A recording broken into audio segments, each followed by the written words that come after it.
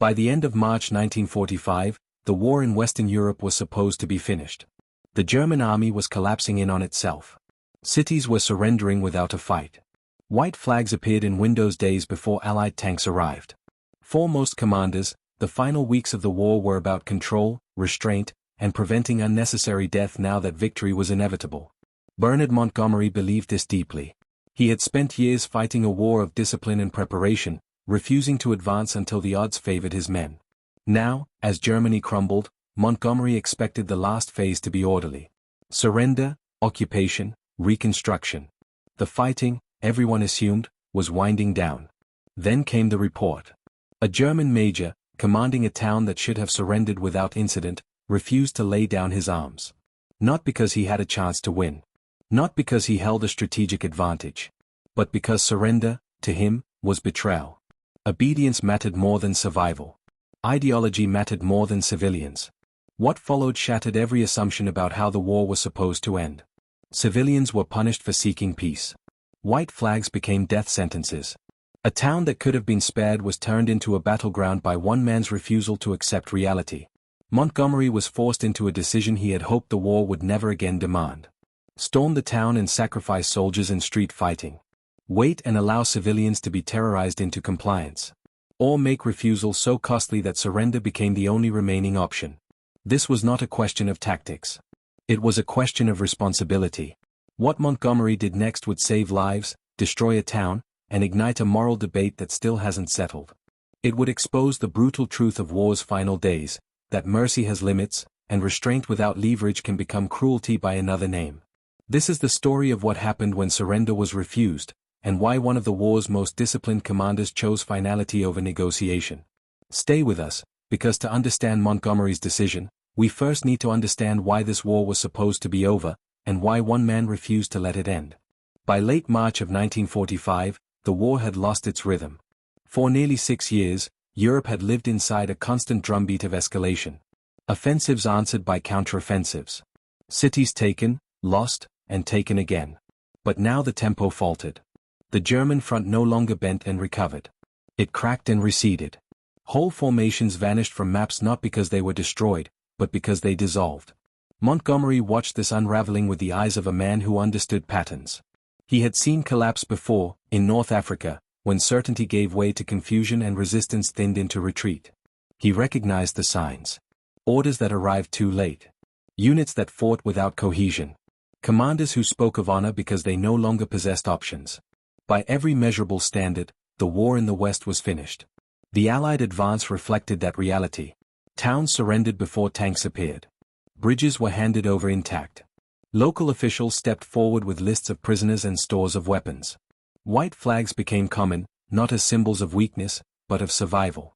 For civilians who had endured years of bombing and deprivation, surrender was not shameful. It was relief. Montgomery believed this was how the war should end. The final phase, in his view, was not about heroics. It was about minimizing loss. About preventing the final weeks from becoming a pointless ledger of names added after the outcome was already decided. Victory carried responsibility, and responsibility demanded restraint. That belief shaped every order. Montgomery emphasized control over speed. He discouraged unnecessary risk. He expected German resistance to continue collapsing under its own weight, town by town, road by road.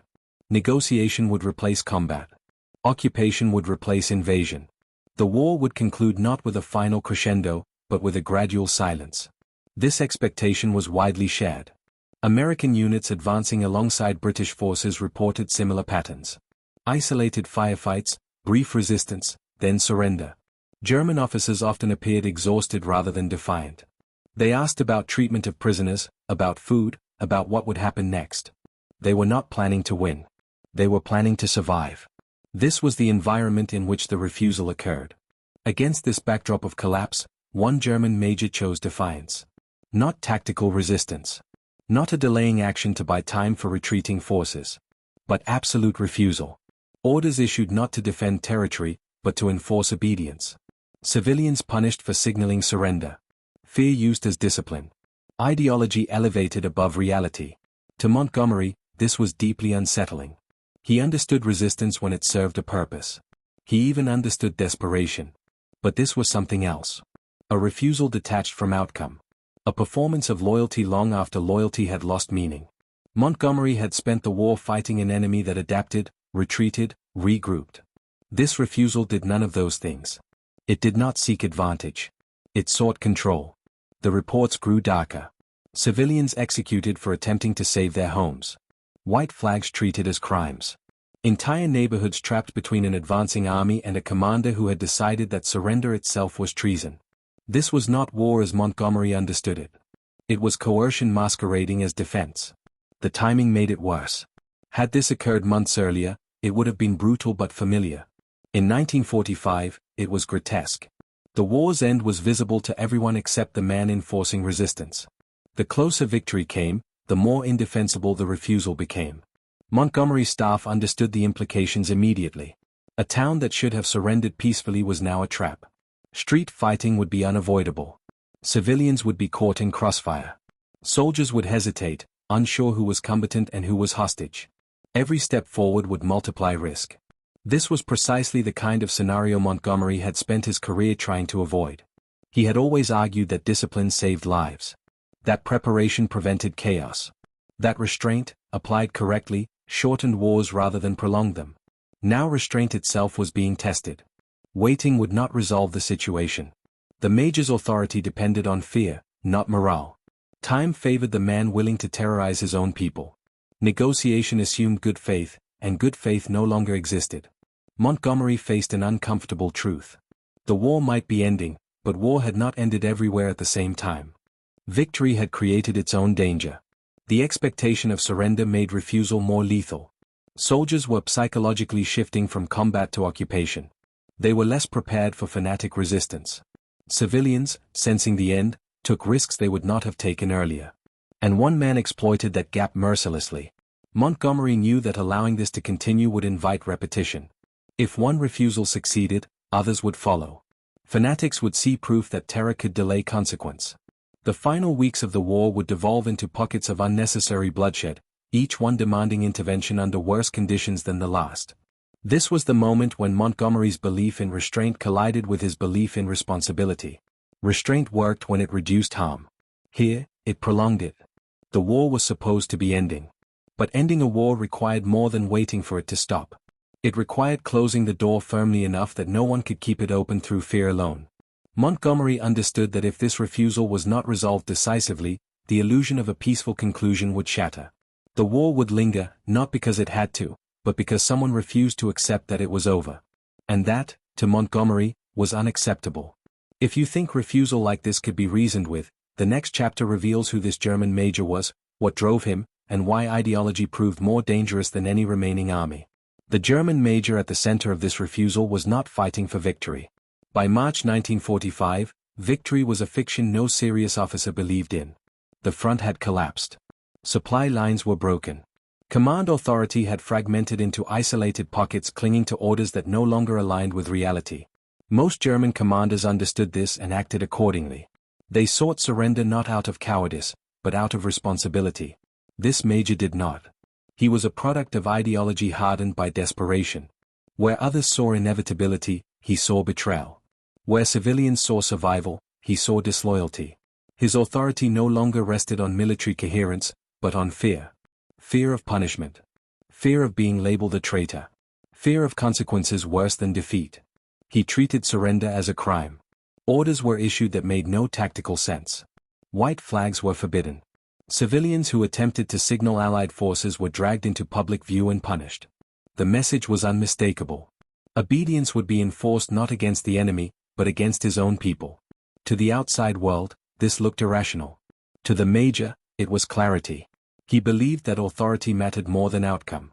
That discipline, even in defeat, preserved honor. That surrender was not an end to suffering, but proof of moral collapse. These beliefs were not strategic. They were theological. They did not bend under pressure. They demanded sacrifice. The town became a hostage. Civilians understood the truth before soldiers did. They could hear Allied guns approaching. They knew what surrender meant elsewhere. They knew their homes could be spared. But the major's control was absolute. Informants were everywhere. Any attempt at defiance was met swiftly and publicly. This was not defense. It was enforcement. Montgomery's intelligence reports painted a chilling picture. Streets quiet not because of order, but because of terror. Windows closed not in resistance, but in fear. The absence of visible surrender was not loyalty. It was coercion. This distinction mattered. Montgomery had fought enemies who resisted fiercely and honorably. He respected that. He had no respect for commanders who turned civilians into shields to preserve personal authority. This crossed a line that even war's brutal logic struggled to justify. The major justified his actions with language that echoed earlier years of the war. Words like duty, honor, loyalty. But stripped of context, they rang hollow. There was no strategic objective left to protect. No breakthrough to enable. No time to buy. Only punishment remained. The soldiers under his command followed not because they believed, but because they feared him more than the Allies. Young conscripts. Older men pulled from homes. Individuals caught between an approaching army and a commander who promised death for hesitation. This created a lethal ambiguity. Allied troops advancing toward the town could no longer distinguish combatant from hostage. The traditional signals of surrender had been weaponized. Civilian presence no longer implied non-combatant status. Every doorway became uncertain. Every movement carried risk. This was exactly the scenario Montgomery had always warned against. War depended on rules, however imperfect. When those rules collapsed, violence escalated uncontrollably. The German major had not merely refused to surrender. He had erased the boundary between war and terror. Montgomery understood that this kind of fanaticism could not be negotiated away. Negotiation assumed shared incentives. It assumed that survival mattered to both sides. Here, survival was secondary to obedience. Any offer of mercy would be interpreted as weakness, exploited to tighten control. This was not a man waiting to be convinced. He was waiting to be stopped. Montgomery's staff debated the options carefully. Some argued for patience, believing pressure alone would break resistance. Others warned that delay would only embolden the major, giving him time to entrench fear deeper into the population. Montgomery listened. He did not dismiss the possibility that force would cause destruction. He did not underestimate the cost. But he also refused to pretend that inaction was neutral. Inaction, in this case, favored the fanatic. The German major had chosen his battlefield carefully. Narrow streets. Dense civilian presence. Structures that turned every advance into a gamble. He believed these conditions would protect him, that Allied restraint would shield his authority. Montgomery recognized the calculation. And he rejected it. The major had mistaken mercy for limitation. He believed the Allies would not risk moral consequence so late in the war. That they would hesitate. That restraint would save him. Montgomery knew restraint only worked when it reduced harm. Here, it preserved it. The refusal to surrender was no longer a military act. It was an assertion of control through fear. And Montgomery understood that allowing it to stand would set a precedent the final weeks of the war could not afford. The fanatic had refused reality. The question now was how decisively reality would answer. In the next chapter, we step inside Montgomery's dilemma, where every option carried consequences, and restraint itself became a dangerous choice. Bernard Montgomery had built his career on one conviction above all others. War was not chaos. It was discipline applied under pressure. He believed that lives were saved not by boldness, but by preparation. Not by improvisation, but by control. Again and again, he had proven that refusing to move before conditions were right spared his soldiers from unnecessary loss. It was why some found him frustrating. It was why his men trusted him. Now, that philosophy was being tested in a way no set-piece battle ever had. The German major's refusal to surrender presented Montgomery with three options, and none of them were clean. The first was to advance conventionally. Send infantry into the town, clear it street by street, building by building. It was the most traditional solution. It was also the worst. Montgomery knew exactly what urban fighting would cost, especially under these conditions. Civilians coerced into combat. Hidden firing positions. Narrow streets designed centuries earlier for defense. Every step forward would bleed men for ground that had no strategic value. The second option was to wait. Delay. Contain. Let pressure accumulate until resistance collapsed on its own. This was restraint in its purest form. But restraint assumed time was neutral. It wasn't. Every hour of waiting meant civilians remained hostages. Fear deepened. Executions continued. Delay did not freeze suffering. It extended it. The third option was escalation. Not negotiation. not persuasion. A clear demonstration that refusal had consequences so overwhelming they removed the illusion of control the major relied on. This option carried its own weight. Destruction. Judgment. A legacy that would be debated long after the war ended. Montgomery did not rush this decision. He studied reports with care. He read accounts of civilians punished for attempting surrender. He reviewed intelligence describing how fear, not loyalty, sustained resistance. He weighed casualty projections. He considered the war's timing. These were its final weeks. Every choice would be scrutinized not only by history, but by conscience. Montgomery understood something that made the decision harder. The major was using Montgomery's own restraint against him. The refusal to surrender was built on an assumption that the Allies would not escalate so late in the war. That concern for civilians would outweigh concern for soldiers. That mercy would limit response. The major believed that moral hesitation was his shield. Montgomery recognized the danger immediately. If that assumption proved correct, if restraint became predictable, then fanaticism would spread. Other commanders would see proof that terror could stall defeat. That refusing reality could extract concessions. The final weeks of the war would fracture into isolated crises, each one demanding greater sacrifice under worse conditions. Montgomery had seen this pattern before, though never so starkly. In earlier campaigns, decisive action had often prevented prolonged bloodshed. Delay had rarely produced mercy. It had produced stalemate, then escalation under less favorable terms. He had learned that restraint without leverage was not virtue. It was vulnerability. Yet escalation still carried cost. Montgomery did not dismiss the civilians who would lose homes. He did not pretend destruction was abstract. He understood exactly what it meant to reduce a town to rubble. He knew that every shell fired would echo beyond the battlefield, into memory, into judgment. The dilemma was not whether harm would occur. The dilemma was where harm would fall. On soldiers advancing into a trap. On civilians already trapped by terror. Or on structures used as instruments of coercion. Montgomery believed responsibility lay in choosing the path that ended suffering fastest, even if that path appeared harsher in the moment. This was the core of his command philosophy. War, to Montgomery, was not about avoiding all harm. It was about preventing unnecessary harm. When refusal to surrender ceased to serve military purpose, when it existed only to enforce obedience through fear, it forfeited the protections normally afforded to defense. Montgomery's staff sensed the shift. Orders became more deliberate. Artillery units were repositioned. Air support plans were reviewed. The tone changed from containment to preparation. Not for assault, but for inevitability. The message Montgomery intended to send was precise. This was not vengeance. This was not impatience. This was closure. The German major would be given a final choice, not framed as negotiation, but as consequence. Surrender now, or accept responsibility for what followed. The burden would be unmistakable. The illusion of control would vanish. Montgomery did not seek to break morale. He sought to break delusion. He understood that fanaticism thrived in ambiguity. In half measures. In hope that the enemy would hesitate.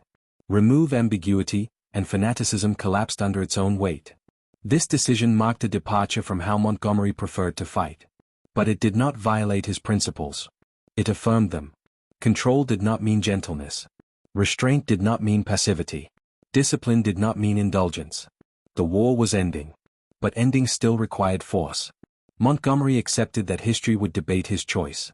He accepted that critics would focus on the destruction rather than the suffering that preceded it. He accepted that restraint, once abandoned, was difficult to explain. But he also accepted something else. Allowing fear to dictate the terms of surrender would have been a betrayal of responsibility. To his soldiers. To civilians. To the idea that war, even at its most brutal, had limits enforced by consequence. The decision was made. Negotiation had ended. Clarity would take its place. In the next chapter, we see what happened when Montgomery replaced negotiation with inevitability, and how the illusion of defiance collapsed the moment consequences became real. When Montgomery acted, it was without theatrics. There was no dramatic ultimatum delivered by loudspeaker. No emotional appeal. No attempt to shame or persuade. Montgomery understood that words no longer carried weight inside the town. Fear had replaced reason. Authority flowed only from punishment. To speak into that environment was to waste breath. So he spoke instead through preparation. Artillery units were moved into position with deliberate visibility. Air support was coordinated not for precision raids, but for presence. The posture changed. Not aggressive, not rushed, but unmistakable.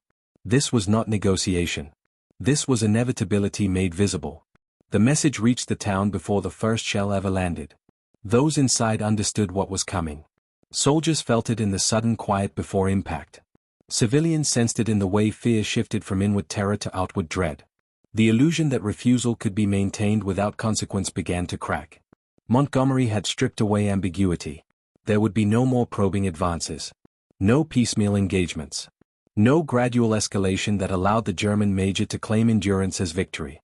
The choice was now absolute. Surrender immediately, or accept responsibility for destruction that would follow. This clarity was devastating. Fanaticism depends on the belief that resistance has meaning. That suffering buys time. That sacrifice produces leverage. Montgomery's response removed all three.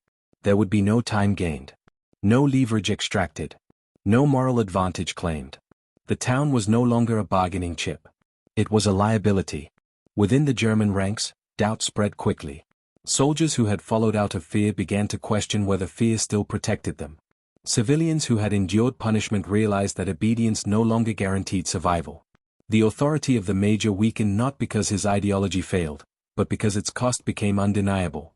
This was the collapse Montgomery anticipated. Force was applied not impulsively, but methodically. Targets were chosen to demonstrate capability rather than chaos. Each strike carried the same message. Refusal does not prolong resistance. It accelerates consequence. Montgomery did not order indiscriminate destruction. He ordered removal of the structures that sustained coercion. Defensive positions. Communication points. Symbols of control. The town's physical landscape, which had enabled terror, became its undoing. The effect was immediate and psychological. Where once the major's threats had echoed unchallenged, now they rang hollow. Promises of honor meant little against certainty of destruction. The rhetoric of sacrifice dissolved when confronted with inevitability. Inside the town, resistance fragmented. Some soldiers hesitated. Others abandoned positions. Civilians emerged cautiously, no longer fearing their own commander more than the approaching reality. The balance of fear shifted decisively. Montgomery had not eliminated fear. He had redirected it. This was the moment negotiation finally became unnecessary. The German major's refusal lost coherence. Orders contradicted reality.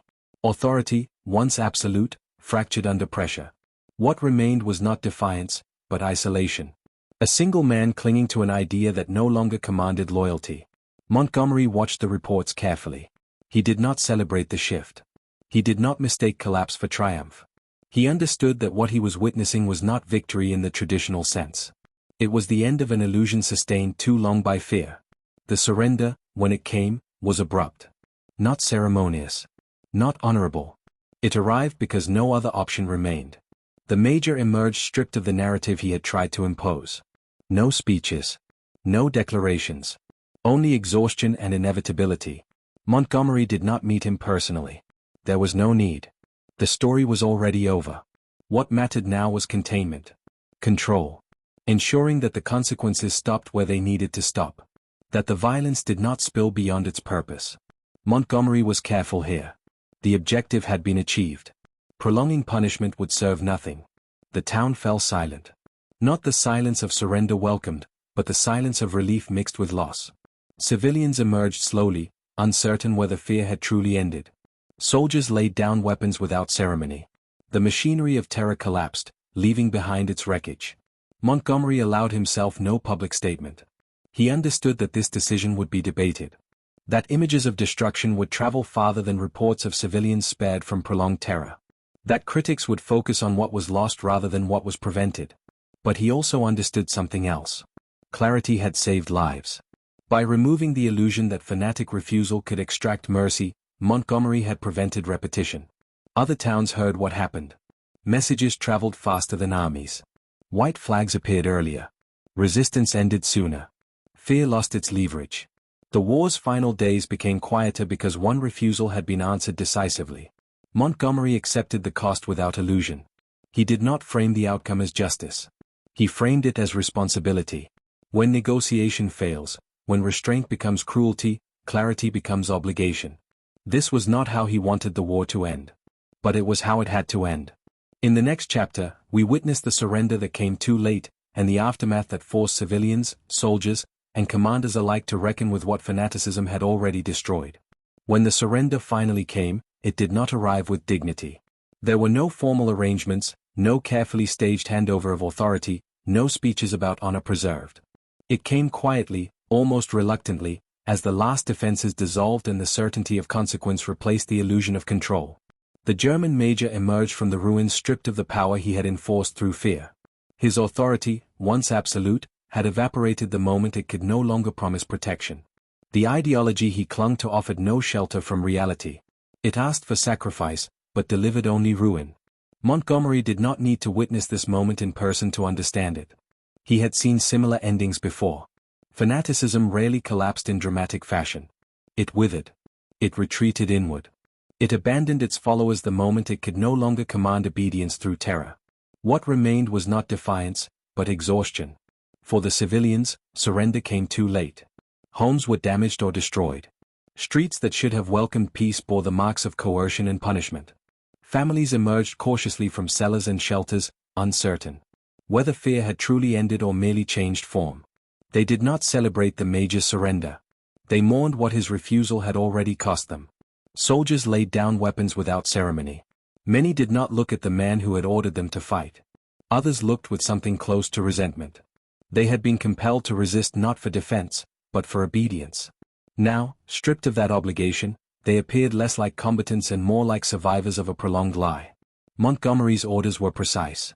The fighting was to stop immediately. There would be no retribution.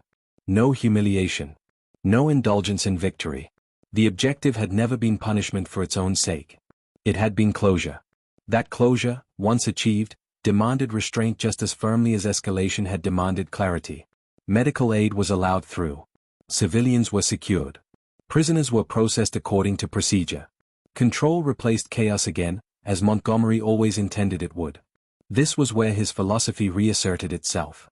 Force had been applied to end suffering, not to prolong it.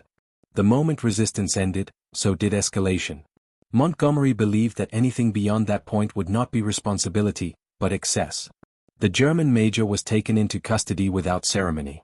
He attempted no grand defense. Whatever narrative he had built around honor and obedience had collapsed under the weight of consequence. There was nothing left to justify. No victory to claim. No meaning to salvage. His refusal had achieved nothing except destruction. For Montgomery, this was the final indictment. Refusal to surrender had not preserved dignity. It had erased it. The town had not been defended. It had been sacrificed. Civilians had not been protected. They had been used. The major's ideology had not resisted defeat. It had merely delayed peace at a terrible cost. Montgomery understood that history would ask difficult questions. Why escalate so late in the war? Why destroy what could have been spared? Why not wait longer? He also understood that these questions often ignored the reality of fear on the ground. Waiting would not have reduced suffering. It would have extended it. Negotiation would not have saved lives. It would have reinforced terror. The surrender that came too late was proof of that. Only consequence had ended refusal. The civilians understood this better than anyone. They did not greet the surrender with gratitude toward the major. They greeted it with anger, grief, and relief intertwined. The man who claimed to defend them had destroyed their town in the name of obedience. His surrender offered no absolution. Montgomery allowed no spectacle around the aftermath. There were no press statements celebrating resolve. No attempts to justify the decision beyond what was necessary. He knew that public explanation would simplify what had been complex. That headlines would focus on destruction rather than the terror that preceded it. Instead, he focused on what came next. Stability. Safety. Preventing repetition. Word spread quickly. Other towns heard what had happened. They understood that refusal would not buy time or mercy. That using civilians as shields would not protect authority. That the war's final days no longer tolerated fanatic delay. White flags appeared earlier. Surrenders came without coercion. The silence that followed was not forced. It was chosen. Montgomery took no satisfaction in this outcome. He did not believe suffering could be redeemed by results. But he did believe responsibility required decisiveness. Allowing fanaticism to dictate the terms of surrender would have condemned others to the same fate. The surrender had come too late for one town. It came early enough to save others. And in war's final accounting, that distinction mattered. In the final chapter, we step back from the battlefield to confront the larger question this decision left behind, and why the terrible logic of war refuses easy answers. When the guns finally fell silent, the questions did not. They lingered in the rubble, in the emptied streets, in the uneasy calm that followed a surrender forced not by persuasion, but by inevitability. Long after maps were updated and front lines erased, the decision Montgomery made continued to demand explanation. Not because it was unusual, but because it was unsettling. War prefers clean endings. Declarations. Ceremonies. A sense that violence resolves into meaning. This ending offered none of that. It offered only consequence. Montgomery understood why this would trouble people. The war was supposed to be ending with mercy. With restraint. With a recognition that continued suffering served no purpose. And yet here was a town damaged, a population scarred, and a surrender that arrived only after escalation shattered the illusion of control. To some, this looked like excess. To others, it looked like necessity. To Montgomery, it looked like responsibility carried to its uncomfortable conclusion. The truth sat between those positions. Montgomery did not believe that destruction justified itself. He believed that responsibility demanded choosing the path that prevented greater harm, even when that path looked harsher in the moment. This was the logic he had applied throughout the war. Preparation over impulse. Control over chaos. Force applied only when it shortened suffering rather than prolonged it. In this case, restraint had ceased to be protective. Negotiation had failed because it had been stripped of meaning. The German major had weaponized mercy, using fear of escalation to maintain control. Civilians had been punished for hoping the war was over. Soldiers had been forced to fight not for defense, but for obedience. The traditional moral signals of war had been inverted. Montgomery recognized that inversion is dangerous. When fanaticism learns that refusal buys time, it multiplies. When terror becomes an effective tool against mercy, restraint becomes complicit. The terrible logic of war emerges precisely at these moments, when good intentions begin to produce bad outcomes. Montgomery chose to interrupt that logic by making it unmistakable. He did not do so lightly. He did not do so with enthusiasm. He did it because allowing the situation to continue would have taught the wrong lesson at the worst possible time. That lesson would have traveled faster than armies. That refusal worked. That civilians could be held hostage. That ideology could outlast reality. The war's final days could not afford that precedent. This is where history often struggles. It prefers to judge decisions in isolation, stripped of the pressure, fear, and immediacy that shaped them. It asks whether destruction was justified, without asking what restraint had already cost. It debates proportionality without accounting for terror that leaves no visible scars once it ends. Montgomery knew those debates would come. He also knew that no explanation would fully satisfy them. The civilians who lost homes did not need philosophical clarity. They needed peace. The soldiers who advanced into uncertainty did not need moral abstraction. They needed to survive. The commander who refused to surrender had already forfeited any claim to honor the moment he punished civilians for seeking peace. Montgomery's decision did not resolve these tensions. It revealed them. It showed that war does not end evenly.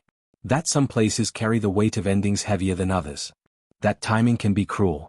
That one person's refusal can drag an entire community into destruction long after the broader conflict has moved on.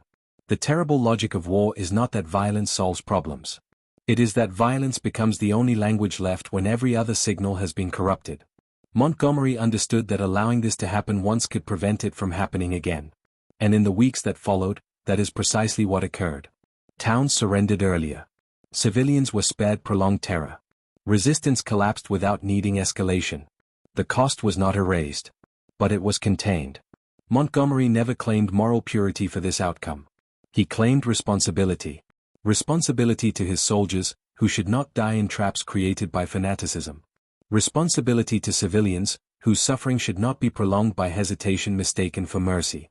Responsibility to end a war that had already taken too much. In that sense, the decision was consistent with everything he believed. Discipline did not mean softness. Restraint did not mean indulgence. Control did not mean avoidance of consequence. It meant choosing the least terrible option when only terrible options remained. This is why the story endures. Not because it offers a clear answer, but because it refuses one. It forces us to confront the uncomfortable reality that leadership in war often involves choices that cannot be made clean, only responsibly. That mercy, when exploited, must be defended. That restraint, when weaponized, must be abandoned. The German major's refusal to surrender did not create heroism. It created suffering. Montgomery's response did not create justice. It created closure. Between those two truths lies the uncomfortable lesson history continues to debate. Wars do not end simply because victory is declared. They end when refusal no longer has power. When fear no longer dictates obedience. When reality is enforced, not negotiated. Montgomery understood that. And he accepted the burden of being the one to enforce it. Do you believe Montgomery chose the least terrible option, or should restraint have been preserved at any cost? Share your thoughts in the comments, and subscribe for more stories that explore the hard decisions history never makes easy.